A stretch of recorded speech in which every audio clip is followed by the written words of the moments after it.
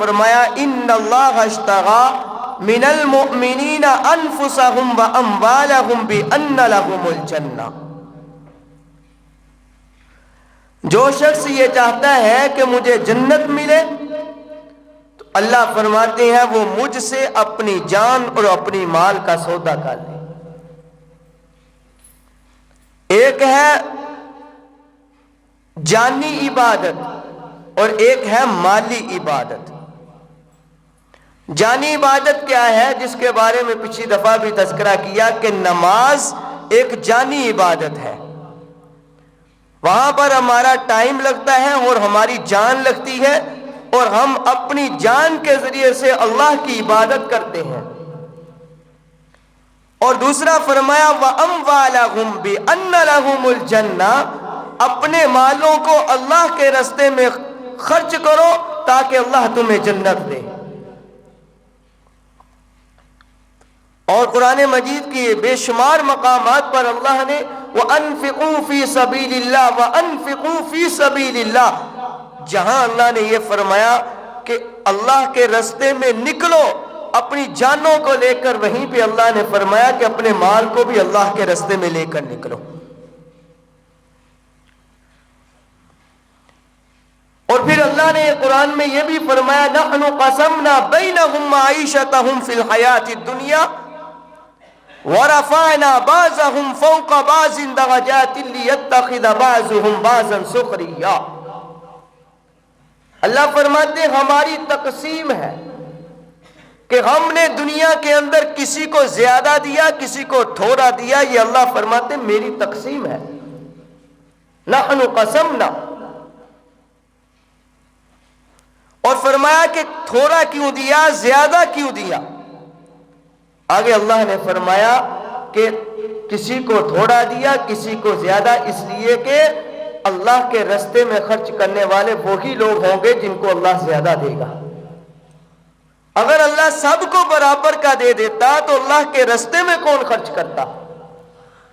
آج انسان جب اپنے بھائی کو دیکھتا ہے کہ اس کے گھر میں ایک وقت کا کھانا نہیں تو اس کے دل میں تکلیف ہوتی ہے، اس کو محسوس ہوتا ہے، وہ اپنی جیب سے کچھ نکالتا ہے اور اس کے گھر میں مال پہنچاتا ہے. اللہ فرماتے یہی تو میری تقسیم ہے.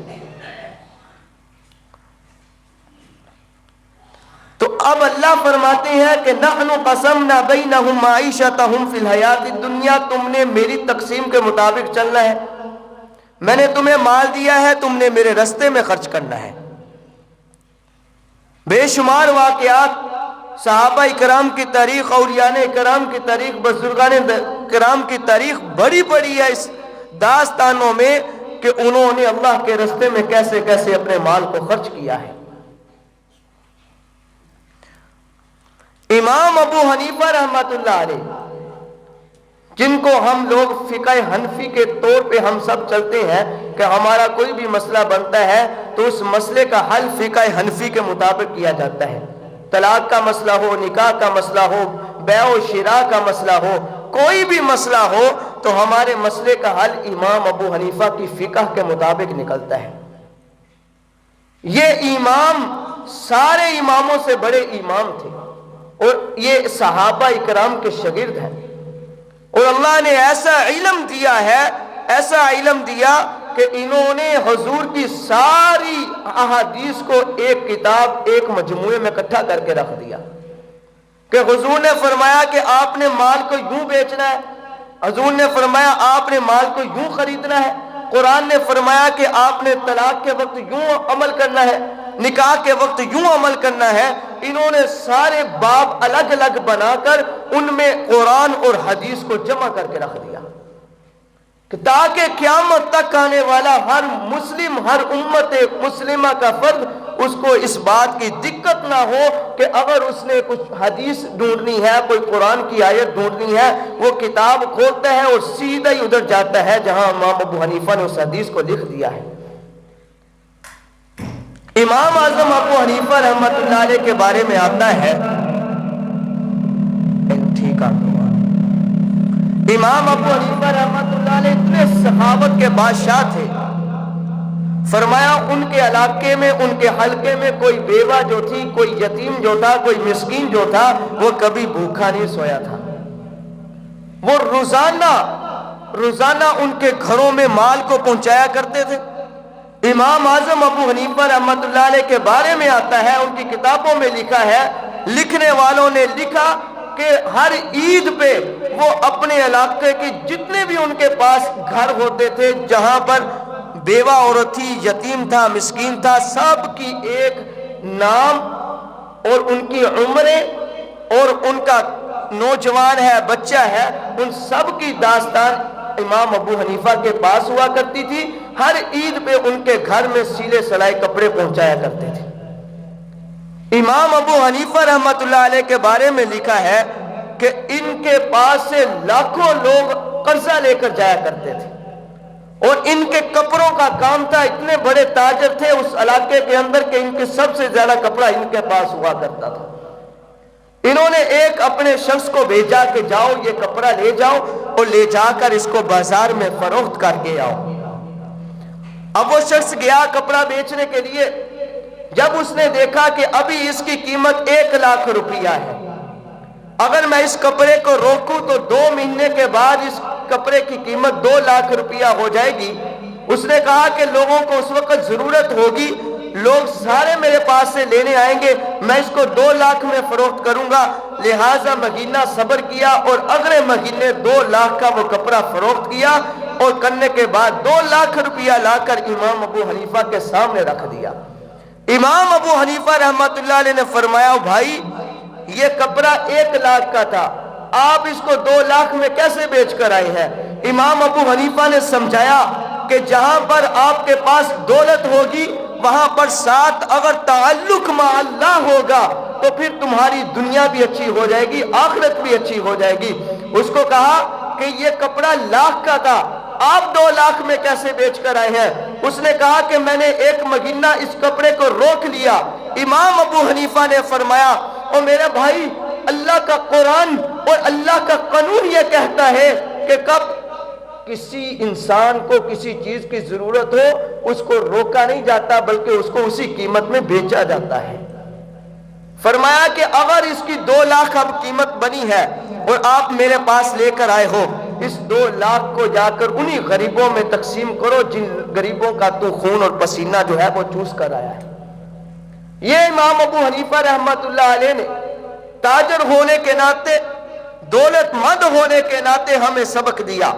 امام ابو حنیفہ رحمۃ اللہ علیہ سے ایک شخص قرض لے گیا، اب اس نے طے کر لیا کہ میں آپ کو اس دن اس فلاں وقت میں آپ کو قرض دوں گا۔ اب وہ دن بھی آ گیا، وہ فلاں وقت بھی آ گیا، وہ امام ابو حنیفہ رحمۃ اللہ علیہ کے پاس نہ پہنچ سکا۔ امام ابو حنیفہ رحمۃ اللہ علیہ ایک محلے میں گزر رہے تھے، جب اس نے امام ابو حنیفہ کو آتے دیکھا، اس نے اپنا راستے کا رخ بدل لیا۔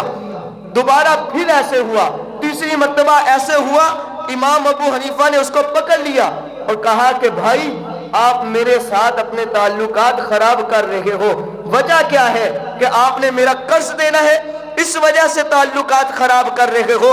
امام ابو حنیفہ تجھ سے آج کے بعد قرض کی مطالبہ نہیں کرے گا، بلکہ جتنے تجھے پیسے دیے تھے تو وہ تجھے معاف کرتا ہے۔ امام ابو حنیفہ رحمۃ اللہ علیہ کو ماننے والوں، امام ابو حنیفہ نے کئی مقام پر اپنے قرض کو معاف کیا ہے۔ امام ابو حنیفہ رحمۃ اللہ علیہ کو ماننے والوں، ایک مقام پر امام ابو حنیفہ نے قرض لینا تھا، امام ابو حنیفہ اس قرض گاہ کے گھر کے پاس کھڑے تھے، کسی نے دروازہ کھٹکایا، وہ بندہ باہر نکلتا ہے، امام ابو حنیفہ دھوپ میں کھڑے ہیں، قریب ایک درخت بھی ہے، اس کا سایہ بھی ہے۔ اب ایک شخص کہنے لگا، امام صاحب آپ اس درخت کے سائے میں کھڑے ہو تاکہ آپ کو دھوپ نہ لگے۔ امام صاحب نے فرمایا میں اس بندے سے قرض لینا ہے، کہیں ایسا نہ ہو کل قیامت کے دن یہ بندہ کہہ دے اللہ یہ مجھ سے قرض بھی لے کر گیا تھا اور میرے درخت کا سایہ بھی حاصل کر کے گیا تھا۔ یہ امام ابو حنیفہ رحمۃ اللہ علیہ بڑے بڑے علماء کو اکٹھا کیا، اپنی زندگی کے اندر اکٹھے کیا، 50 بڑے بڑے علماء کی کمیٹی بنائی اور ان کو بتایا کہ آپ نے یوں مسائل لکھنے ہیں، اور ایک ایک مسئلے کے اوپر ایک ایک ہفتہ بحث ہوا کرتی تھی۔ ایک ہفتے کے بعد 50 علماء اس مسئلے کو لکھتے تھے، تو میرے بھائیوں امام ابو حنیفہ ان 50 علماء کو اپنے پیسوں میں سے ان کو تنخواہ دیا کرتے تھے۔ امام ابو حنیفہ رحمت اللہ علیہ نے قرآن پڑھا تھا اور پڑھا تھا لن تنالوا البر حتى تنفقوا مما تحبون، اللہ نے فرمایا جو تمہیں سب سے زیادہ چیز محبوب ہے اس کو اللہ کے راستے میں خرچ کرو۔ آج انسانوں کو سب سے زیادہ محبوب کیا چیز ہے؟ مال ہے، دولت ہے۔ اور میرے بھائیوں پورا دن انسان کس کے پیچھے اپنا وقت گزارتا ہے؟ اسی مال کے پیچھے گزارتا ہے۔ اسی مال کا مطالبہ میرا رب ہم سے کرتا ہے، لن تنالوا البر حتى تنفقوا مما تحبون، تم اپنی پسند کی چیزوں کو اللہ کے راستے میں خرچ کرو۔ حضرت جابر رضی اللہ تعالیٰ عنہ کے بارے میں آتا ہے، اتنے بڑے مالدار ایک صحابی رسول کا نام ہے، اتنے بڑے مالدار تھے کہ کروڑوں پتی ان کے پاس پیسہ تھا۔ فرمایا کہ ان کو حضور نے دعا دی تھی کہ یا اللہ ان کو دولت مند بنا دے، اتنا مال تھا۔ فرمایا کہ شام، روم، مصر ہر علاقے میں ان کا مال جایا کرتا تھا بکنے کے لیے۔ جب واپس آتے تھے تو 2 3 4 لوگ نہیں ان کے پیسوں کو اٹھایا کرتے تھے، بلکہ اونٹ کے اونٹ ان کے لدے ہوئے مال کے لایا کرتے تھے، اور گھر کے اندر ساری جگہ جو تھی وہ پیسوں سے بھر جاتی تھی، اور ایک کونا ہوتا تھا وہاں پہ سارے پیسے ڈھیر لگایا جاتا تھا۔ اور فرمایا کرتے تھے حضرت جابر رضی اللہ تعالیٰ عنہ ایک دن اپنی بیوی کے پاس آئے، بڑے اداس بیٹھے۔ بیوی نے کہا کیا ہوا؟ کہا کہ دل آج بہت زیادہ اداس ہے۔ کیوں؟ اس لیے کہ آج جابر کے پاس پیسہ بہت اکٹھا ہو چکا ہے، آج جابر کیا کرے؟ بیوی بھی صحابیہ تھی، کہنے لگی جابر باہر نکل جاؤ، غریبوں کو، یتیموں کو، مسکینوں کو سب کو اکٹھا کر کے یہ مال سارا تقسیم کر دو۔ فرمایا صبح سے شام تک 6 لاکھ روپیہ انہوں نے سب میں تقسیم کیا، اور فرمایا یہ ان کے دلوں میں اللہ تعالیٰ کا تعلق تھا، اور اسی وجہ سے ان کو یہ رستے بھی نظر آیا کرتے تھے۔ آج میرے بھائیوں اگر ہمیں کوئی کہے کہ اتنا مال تقسیم کر دو، تو آج ہمارے دلوں میں جو طلب ہے وہ پیسوں کی ہے، دولت کی ہے، مال کی ہے، اپنے پیٹوں کو بھرنے کی ہے۔ ہمسایہ چاہے بھوکا سو جائے ہمیں کوئی تکلیف نہیں ہوتی۔ میرے پیغمبر نے فرمایا جو اپنے لیے پسند کرو وہی اپنے بھائی کے لیے پسند کرو۔ میرے پیغمبر نے فرمایا کہ اگر تیری دیوار کے سائے میں کوئی ہمسایہ بھوکا سو جائے اور تو چاہے تہجد پڑھے، چاہے نمازیں پڑھے، چاہے روزے رکھے، چاہے قرآن پڑھے، میرے پیغمبر نے فرمایا تیرے سارے عمل ضائع ہو جائیں گے اگر تیرا ہمسایہ بھوکا سوئے گا۔ میرے بھائیوں 4 بھائی ایک گھر میں رہتے ہیں، 3 بھائی کھا کر سوتے ہیں، ایک بھائی بھوکا کیوں سوتا ہے؟ ہمارے دلوں کے اندر آج وہ صحابہ والا احسار اور قربانی نہیں ہے۔ صحابہ کا احسار اور قربانی تو یہ تھی کہ سب سے زیادہ جو دولت کی طمع ہوتی ہے وہ عورت کو ہوتی ہے، سب سے زیادہ جو لالچ دولت کی ہوتی ہے وہ عورت کو ہوتی ہے۔ لیکن حضور کے زمانے، صحابہ کے زمانے کی عورتوں کی تاریخ کو پڑھ کے دیکھے کہ حضرت اماں عائشہ رضی اللہ تعالی عنہ کے پاس مال آتا بعد میں ہے، تقسیم پہلے ہو جاتا ہے۔ اماں عائشہ رضی اللہ تعالی عنہ حضور کی پاک بیوی ہیں، ابو بکر صدیق کی بیٹی ہیں۔ ان کے بھانجے نے حضرت زبیر رضی اللہ تعالیٰ عنہ نے ایک پورا تھیلا بھر کر اشرفیوں کا بھیجا، روپیوں کا بھیجا، پیسوں کا بھیجا۔ اماں عائشہ نے جب اس کو کھولا کہا ہائے آج وہ وقت یاد آ رہا ہے کہ میرے نبی زندہ ہوا کرتے تھے، اور میرے نبی کے زمانے میں 3 دن چولہے کے اندر آگ نہیں جلا کرتی تھی، آج عائشہ کے پاس اتنا مال اور دولت آ رہا ہے۔ اماں عائشہ نے اپنی خادمہ کو بلایا اور کہا کہ سارے علاقے کی بیواؤں کو، یتیموں کو، مسکینوں کو، غریبوں کو اکٹھا کر کے یہ سارا مال تقسیم کر دو۔ جب شام ہوتی ہے وہ خادمہ کہتی ہے اماں آپ کے گھر کے اندر 3 دن ہو گئے ہیں ابھی بھی چولہا نہیں جلا ہے، آپ نے روزہ رکھا ہے، وہ افطار کس چیز سے کرنا ہے؟ اماں اس عورت کو کہتی ہے اے بے وقوف تو مجھے پہلے بتا دیتی، میں بھی 2-4 روپیے رکھ لیتی تاکہ میں بھی کچھ کھانے والی بن جاتی۔ میرے بھائیوں روزے کی حالت میں سارا مال تقسیم کر دیا، یہ فکر نہیں تھی کہ میں اپنا پیٹ بھی بھرنا ہے۔ اماں عائشہ کو چھوڑ، اماں عائشہ تھی، اور آگے حضرت فاطمہ کی داستان دیکھیں۔ حضرت فاطمہ کے گھر کے چولہے کے اوپر سامان پک رہا ہے، باہر سے دروازہ کھٹکتا ہے، سارے کا سارا جو پک رہا تھا وہ اس غریب کو، اس مسکین کو، اس یتیم کو دے دیا جاتا ہے۔ حضرت عبد الرحمن بن عوف رضی اللہ تعالیٰ عنہ ایک صحابی گزرے ہیں، فرمایا یہ بھی صحابہ میں بہت زیادہ مالدار ہوا کرتے تھے، بہت زیادہ مالدار تھے۔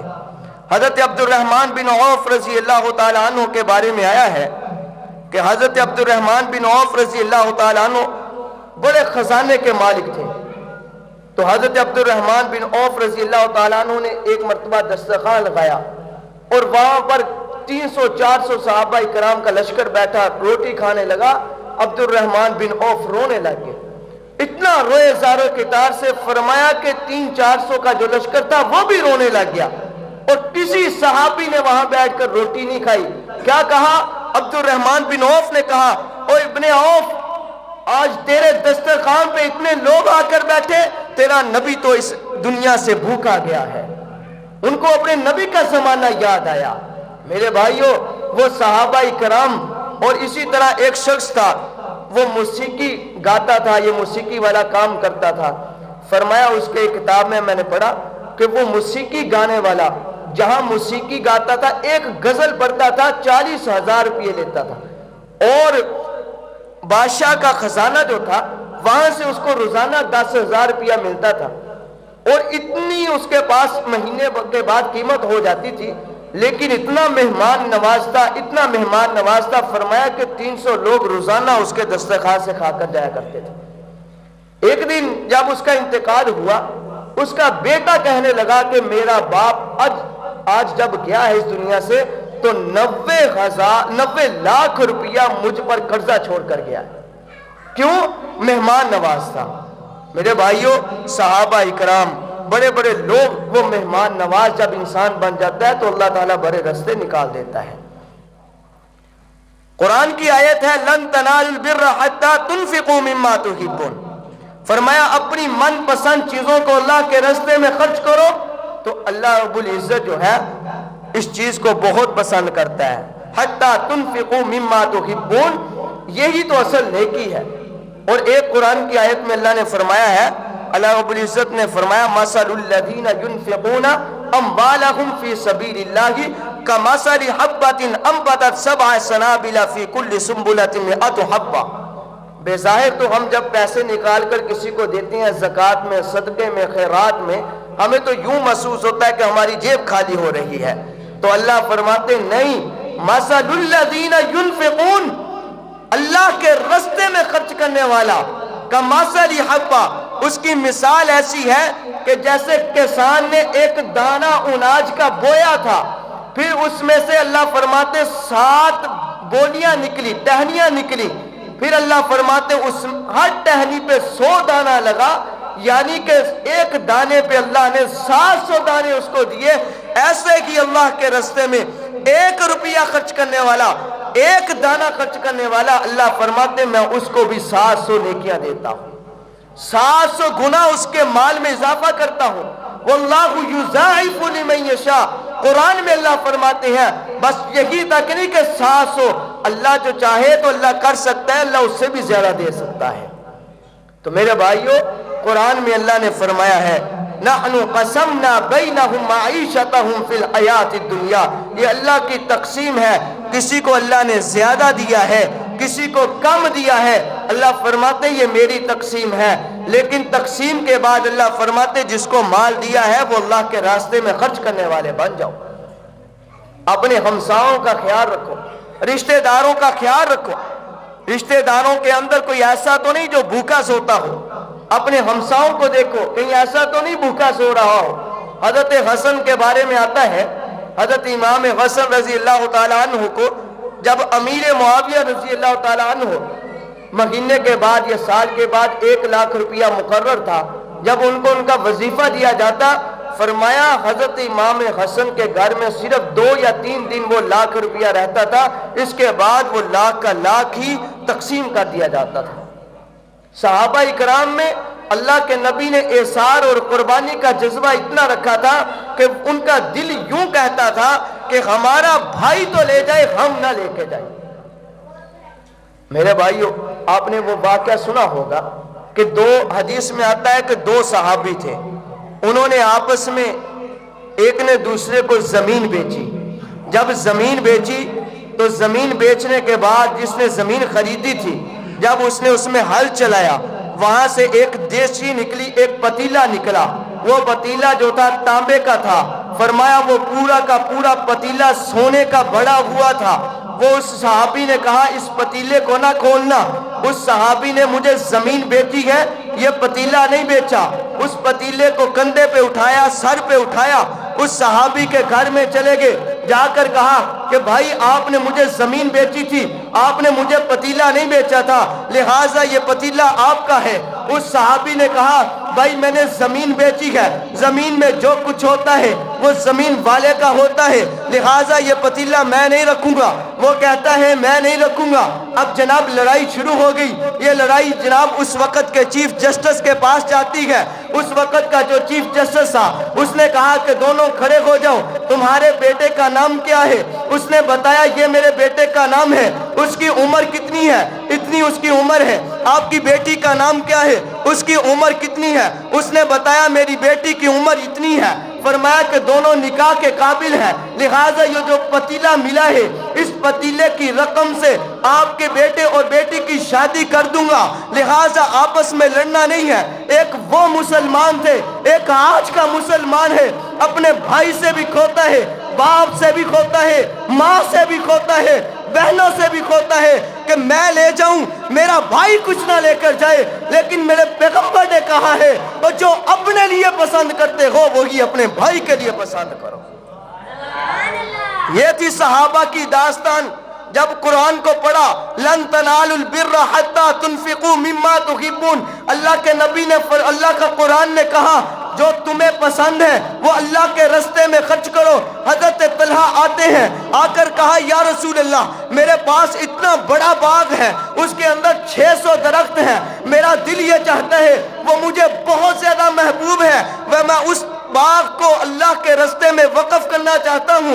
ایک صحابی آئے، یا رسول اللہ مجھے اپنا گھوڑا بہت زیادہ پسند ہے، اے اللہ کے رسول میں نے جنگ کے لیے رکھا ہوا ہے، میدان جہاد میں اس گھوڑے کو استعمال کرتا ہوں، اے اللہ کے رسول اس گھوڑے کو اللہ کے رستے میں وقف کرنا چاہتا ہوں اس لیے کہ وہ مجھے بہت زیادہ محبوب ہے۔ میرے دوستو آج بھی وہی قرآن ہے، وہی آیات ہے، وہی ہمیں درس دیتی ہیں کہ جو تمہیں زیادہ محبوب ہے اس کو اللہ کے رستے میں خرچ کرو۔ اللہ کا قرآن یہ تو نہیں کہتا کہ اپنے گھروں کو خالی کر دو، اللہ کا قرآن یہ نہیں کہتا کہ تم گھر کے اندر فاقے بیٹھ جاؤ، بھوکے بیٹھ جاؤ، بلکہ اللہ کا قرآن یہ کہتا ہے اگر غزہ کے اندر بچہ شہید ہو رہا ہے، اس کا جناب گلا کاٹا جا رہا ہے، مسلمانوں کا حق بنتا ہے وہ اپنے پسندیدہ مال میں سے کچھ نکال کر ان کو پہنچائے۔ میرے بھائیوں آج سیاست کی باتیں تو میڈیا کے اوپر دیکھ رہے ہو، آج سیاست کی باتیں تو ہر جگہ ہو رہی ہے۔ آج غزہ کے اندر کل میں نے ایک رپورٹ پڑھی کہ انڈیا سے پتہ نہیں 16 کے کتنے جہاز جو ہے انہوں نے غزہ کو تباہ کرنے کے لیے بھیجے ہیں۔ مسلمانوں نے کیا بھیجا؟ مسلمانوں نے صرف یہی بھیجا کہ مسلمانوں نے تو کبھی ہاتھ اٹھا کر دعا بھی نہیں کی ان لوگوں کے لیے۔ آج کتنا ظلم ہو رہا ہے ان لوگوں پہ، خدا کی قسم ویڈیو دیکھ کر انسان کی نیند جو ہے وہ ختم ہو جاتی ہے۔ میرے بھائیوں ہمیں نہ دو، ہمیں جنہوں نے پہنچایا تھا الحمدللہ ہم نے ان تک پہنچا دیا ہے۔ آپ اپنوں میں سے کسی کو مقرر کرو، اس علاقے میں آواز لگاؤ، لوگوں کے پاس جاؤ، یار غزہ کے لوگوں کے لیے، فلسطین کے لوگوں کے لیے یار جتنا ہو سکے اپنی جیبوں سے نکال کر دو۔ میرے بھائیوں کہیں ایسا نہ ہو کل ہم پر وہ وقت آ جائے، کہیں ایسا نہ ہو ہمارے بچوں کو ذبح کیا جائے، ہمارے نوجوانوں کو ذبح کیا جائے، ہماری مائیں آوازیں دے تو پھر ہمیں کوئی پکارنے والا نہ ہو، ہماری مدد کرنے والا کوئی نہ ہو۔ میرے پیغمبر نے کہا تھا جیسا تم کرو گے ویسا تمہارے ساتھ ہوگا۔ اگر آج ہم کسی کی مدد کریں گے تو کل ہماری بھی کوئی مدد کرے گا۔ تو اس لیے قرآن کہتا ہے اپنے پسندیدہ مالوں میں سے کچھ تو نکال کر اللہ کے رستے میں تم دو گے، اللہ تمہیں اس میں اور اضافہ کر کے دے گا۔ پریشان نہ ہوا کرو اللہ کے رستے میں خرچ کرنے پہ، پریشان نہ ہوا کرو مسجد کو دینے پہ، پریشان نہ ہوا کرو مسجد کے علماء کو دینے میں۔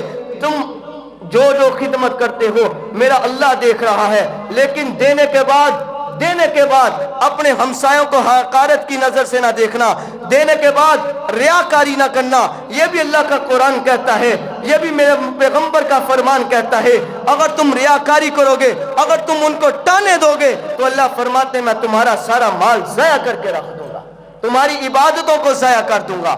اس لیے آج سے کوشش کرے میرا نوجوان، جیسے سیاست کے میدان میں نکل کر گلی گلی محلے محلے گھر گھر میں جا کر نعرے لگاتا تھا فلاں کو ووٹ دو، فلاں کو ووٹ دو، فلاں کو ووٹ دو، میں آج اس منبر پہ بیٹھ کر اس مسجد کا خطیب ہونے کے ناطے میں یوں کہوں گا، آج ہمارے ساتھ کھڑے ہو کر آپ گلی محلوں میں گھروں میں نکلو، ان کو کہو بھائی غزہ کے لیے، ان بچوں کے لیے، ان جن کو ذبح کیا جا رہا ہے، جتنا ہو سکے جو ہو سکے اپنے گھروں سے نکال کر دو میرے بھائیوں، ان تک پہنچاؤ۔ اگر وہ ہمیں نہیں جانے دیتے تو ہمارا مال انشاءاللہ وہاں تک پہنچ جائے گا۔ اللہ تعالی ہمیں عمل کرنے کی توفیق عطا فرمائے۔